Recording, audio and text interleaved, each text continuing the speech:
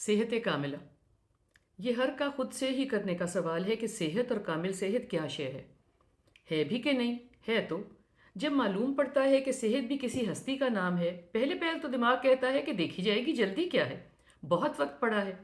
ابھی ذرا خود کو بہلا لیں، بگاڑ لیں، پھر سنوار لیں گے، زندگی لمبی ہے، کوئی شیطان کی آنت، کب بال کم ہو جاتے ہیں اور کمر میں کب خم آ جاتا ہے، حیرت ہوتی ہے، مگر سمجھ ہر کو وقت کے ساتھ ہی آتی ہے۔ اب تب ہمارے کندھے بھی وقت کے ساتھ بھاگتے تھک جاتے ہیں، وقت کا تیز رفتار گھوڑا بھی اب لٹک لٹک کے چل رہا ہوتا ہے، ہم خود کی صندوقچی کھول کے بیٹھ جاتے ہیں جو گزرے لمحوں کے پنوں سے بھری پڑی ہے، اٹھاتے جاؤ اور خوشبو لیتے جاؤ، کہیں کہہ کے لگاؤ اور کہیں نیر بہاؤ، یہ بھی دیکھنے سننے والا کوئی نہیں، پاس بیٹھنے والی بھی ہیں میری دردیں اور میری یادیں، میرے لیے بہت ہیں، ان کے ساتھ ہی موت کاملہ کا آ ملے گی معلوم نہیں۔ آپ بھی سنو ان پنوں پر کیا کیا نقش ہے۔ پہلے پنے پر لکھا ہے حسین لمحے کوئی 3 سال تک کے جہاں کسی بات کا کوئی مطلب نہیں تھا اور صحت تو بھرپور تھی، صحت کا نہ لفظ تھا اور نہ ہی طلب اور نہ ہی مطلب، کھانا کھیلنا صاف رکھنا سلانا اور ہر قدم پر نگاہ رکھنا خوش رکھنا میرا کام تھوڑا ہی نہ تھا۔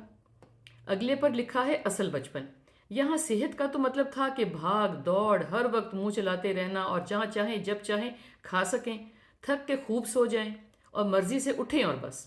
یہ مطلب بھی ماں باپ کو آتے تھے، بچوں کو کہاں؟ ان کا خیال ہوتا ہے بھاگ دوڑ رہے ہیں، کھا پی رہے ہیں، سو رہے ہیں تو صحت ہے، اور کیا چاہیے؟ اب میں نے اٹھایا تیسرا پنا، اس پر لکھا ہے لڑکپن۔ لڑکپن کا معنی تھا لمبی تان کے سو جائیں اور کوئی کالج یا کام پر جانے کے لیے نہ اٹھائے، کوئی روکے نہیں، دوستوں کے ساتھ مزے ہوں، خوابوں کی دنیا ہی صحت تھی۔ اب جو ہاتھ لگا جوانی کا پنا، تو یہ اتنا مختصر، میں تو حیران ہوں، ویسے جوانی تو آتی ہی ہے واقعی گھوڑے پر سوار، سوچ سمجھ سے آ رہی، نہ فکر نہ فاقہ اور نہ ہی افاقہ، پس لاپرواہی خواب خواہشات اور اڑانے،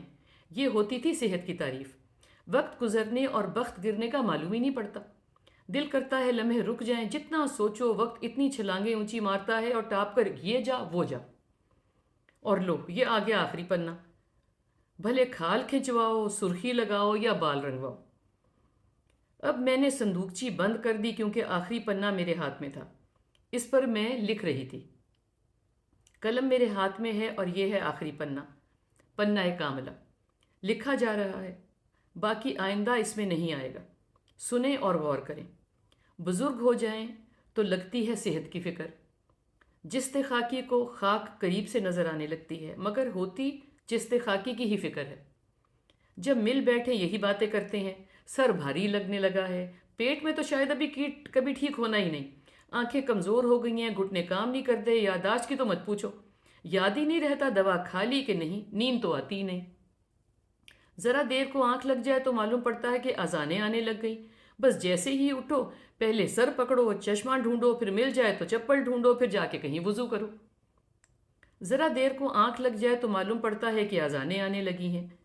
یہ اس لیے ریپیٹ کر رہی ہوں تاکہ دماغ میں بیٹھ جائے، جیسے ہی اٹھو پہلے سر پکڑو چشمہ ڈھونڈو، مل جائے تو چپل ڈھونڈو ٹٹولو، پھر جا کے کہیں وضو کرو، اللہ خیر کرے ہم ایسے ہی ہیں، جب تک ہمارے اعضاء آہستہ آہستہ جواب نہ ارسال کرنے لگیں، اصل کی طرف دھیان ہی نہیں جاتا، دھیان بھی اس لیے جاتا ہے کہ وقت زیادہ، فراغت بہت، کیسے کٹے باقی ماندہ، تو سوچتے ہیں چلو بنانے والے سے ہی بنا لیں، جن سے بنائی تھی ان کو تو بنا کے دی تھی اور وہ تو بن بن کے بناوٹ کی نظر ہو رہے اور کھو گئے، افسوس ہے کہ اب سمجھ آئی، دھیان بھی خود ہی ڈھونڈنے کی شے ہے، جو منہ میں چمچوں سے کھانا ڈالتے ہیں تب سے نہیں بتاتے، جب چلنا سکھاتے ہیں کہ سجدے نہیں کرواتے، جب بابا بابا کہنا سکھاتے ہیں اللہ اللہ نہیں کہلواتے، بس اب ہم جاتے ہیں تیاری اس فن اور فانی دنیا کی طرف، بھاگتے رہتے ہیں جب تک قدرتی طور پر ڈھہ نہ جائیں، اب آخری وقت اور آخری پنا، اس وقت اللہ کو بھی یاد کرتے ہیں اور دعا کرتے ہیں کہ اللہ سونے نے جو بھی جائز اور لوازمات انسان کے لیے پیدا کی ہیں ان کو استعمال کر سکیں، ان سے لطف اندوز ہو سکیں، ایسے کیسے؟ اب تو ہر طرف ہر طرح سے دیر ہو چکی ہے، کبھی بھی آخرت تک یہ نگوڑے دل و دماغ میں نہیں آتا کہ خالی خلی جسم کی صحت کوئی صحت نہیں ہے، بلکہ دل کی، دماغ کی، جذبات کی، جسم کے ہر عضو کی، ہر روئے کی، ہر سوچ کی صحت ہو تو کہیں بخشیش کی بات سوچی جا سکتی ہے نا؟